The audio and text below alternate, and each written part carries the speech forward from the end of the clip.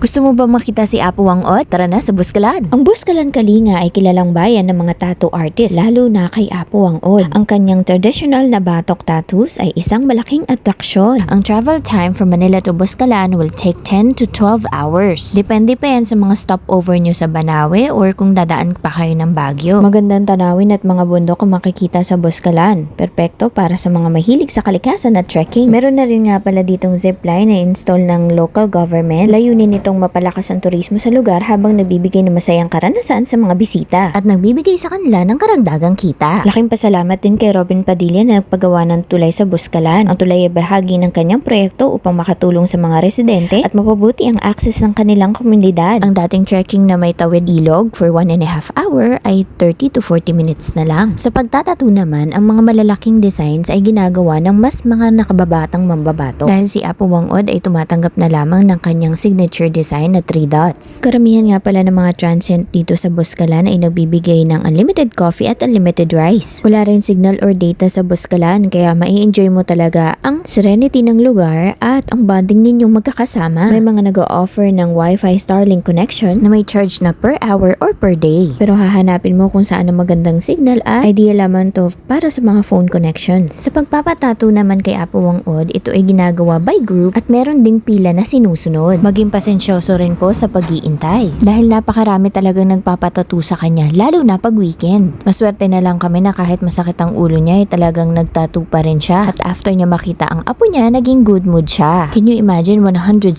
years old na siya, hindi siya kuba at wala rin siyang tungkod habang naglalakad. Napaka-powerful talaga. Kaya naman sinulit na namin ang opportunity para magpa-signature sa kanya, kumuha ng picture at magpa-tattoo sa kanya. Siya ang huling mambabatok o traditional tattoo artist na gumagamit ng ancient technique na batok kung saan ang tinta ay nilalagay sa balat gamit ang pang-ukit at isang stick. Kilala siya hindi lamang sa kanyang mga natatanging disenyo kundi pati na rin sa kanyang papel sa pagpapanatili ng kultura at tradisyon ng mga Kalinga. Maaari mong alamin ang kahalagan ng tattooing sa Kalinga culture at kung anong simbolismo ng mga design na gusto mo. Makipag-usap kay Apo Wang-od upang malaman kung ano ang mga disenyo na bagay sa inyo at kung ano naman ang kanyang rekomendasyon. Sa pagpapatato, siguraduhin malusog ka at wala kang kondisyon na maaaring magdulot ng komplikasyon sa proseso. Ang tattoo ay permanenteng pagbabago sa iyong katawan kaya siguraduhin handa ka sa responsibilidad nito. Tiyaking nauunawaan mo ang proseso at mga posibleng epekto tulad ng pananakit at pumumula. Isipin kung ano ang ibig sabihin ng tattoo para sa iyo at kung paano ito magiging bahagi ng iyong pagkatao. Mahalaga ang mga ito upang magkaroon ng mas makabulahang karanasan.